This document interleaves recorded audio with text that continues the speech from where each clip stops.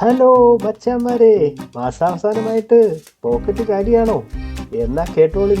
പൈസ കൂടിയിട്ട് എന്ത് ചെയ്യണമെന്നറിയാതെ കൺഫ്യൂഷൻ അടിച്ച് നടന്ന ഒരു കിടുക്കാച്ചി രാജാവിൻ്റെ കഥ.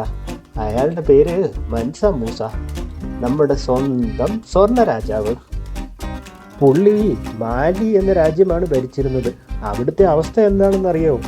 കിണർ കുഴിച്ചാൽ വെള്ളം കിട്ടില്ല, കിട്ടുന്നത് മുഴുവൻ തനി തങ്കം.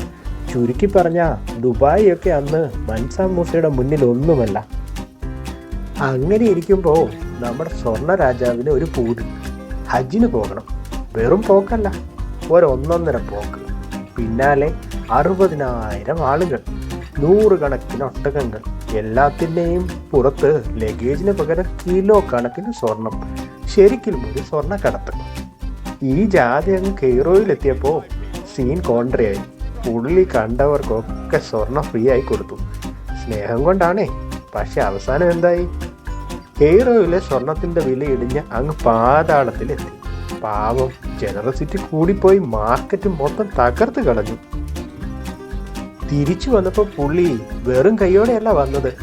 ലോകത്തിലെ ബെസ്റ്റ് ആർക്കിടെക്റ്റുകളെയും ടീച്ചർമാരെയും ഒക്കെ പൊക്കിക്കൊണ്ടുവന്നു. അങ്ങനെ ടിബക്റ്റു എന്ന സ്ഥലം ഒരു കിടിലൻ യൂണിവേഴ്സിറ്റി ആക്കി മാറ്റി. അപ്പം മൻസ മൂസ ആരായിരുന്നു? വെറും ഒരു പണക്കാരൻ രാജാവല്ല, സ്നേഹം കൊണ്ട് ഒരു രാജ്യത്തെ സാമ്പത്തിക വ്യവസ്ഥയെ പഞ്ചറാക്കിയ ലോകത്തെ ആദ്യത്തെയും അവസാനത്തെയും ചക്രവർത്തി. ശരിക്കും ഒരു സംഭവമായിരുന്നു ഈ സ്വർണ്ണ രാജാവ്.